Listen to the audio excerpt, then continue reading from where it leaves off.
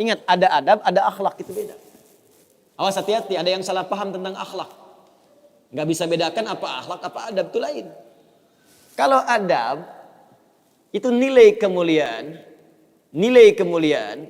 yang didapatkan lewat proses pendidikan. Belajar. Kemudian membentuk peradaban. Karena itu saat syarat untuk mendapatkan adab dan peradaban, itu syaratnya bukan iman, syaratnya belajar.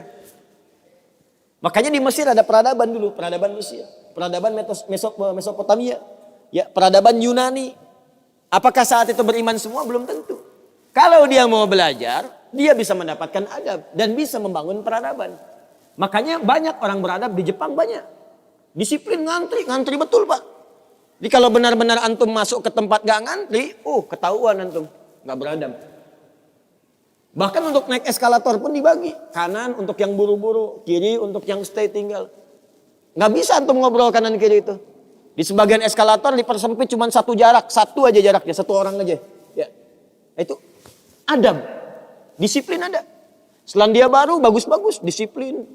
Ya, jujur. Saya kemarin ke Jepang di Tokyo. Itu mau lewat zebra cross, mau nyebrang. Terus saya lihat teman-teman, ada emas.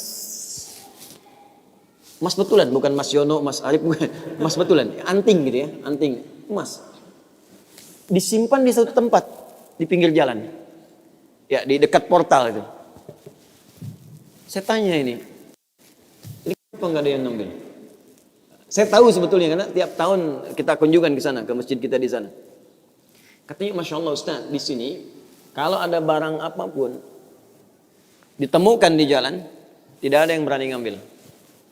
Kalau dia di jalan tempat orang lewat akan dipindahkan ke pinggir. Ya, supaya tidak rusak, tidak terkena injakan orang dan sebagainya. Dan mudah orang menemukannya.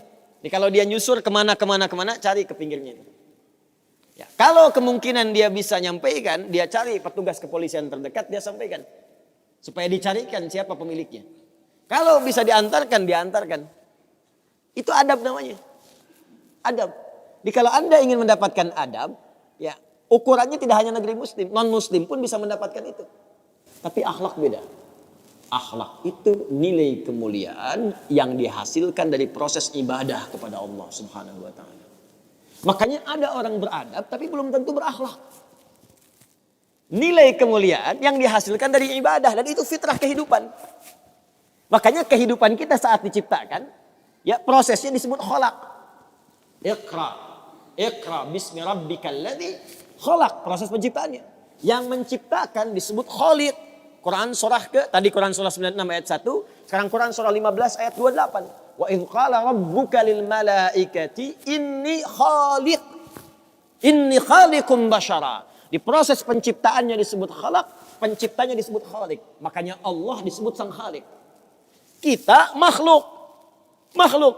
Bentuknya bisa jin, ya, bisa manusia, bisa hewan. Makanya saat disebutkan jin dan manusia menggunakan khalaq. Wa ma khalaqtul jinna wal insa illa liya'budun.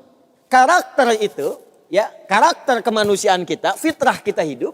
Kalau ingin mulia, maka diharuskan ibadah, liya'budun, ibadah. Supaya apa? Mendapatkan akhlak. Akhlak senapas dengan khuluq. Kalau sudah terkumpul pada diri kita berubah jadi khuluq. Itu yang disebut surat Al-Qalam. Ketika memuji Nabi SAW. Wa innaka la'ala khuluqin azim. Bagaimana Nabi mendapatkan khuluq? Ibadah. Dengan meningkatkan takwa kepada Allah Subhanahu wa ta'ala. Makanya diminta kita sholat. Diminta kita puasa. Baca Al-Quran supaya punya akhlak. Apa diantara akhlak itu nilai kemuliaannya? Maaf. Bukan sekedar disiplin. Bukan sekedar jujur. Lebih tinggi daripada itu. Bagaimana meninggalkan semua yang tidak baik. Khamar tidak baik. Zina tidak baik. Hati-hati, zina gak bagus. Khamar tak bagus. Siapapun di muka bumi, mohon maaf, sekalipun pelakunya pasti akan menolak zina. Ya, pezina dengan pezina menikah. Yang satu selingkuh dengan yang lain. Pasti dia akan katakan, kamu selingkuh. Padahal dia zina juga.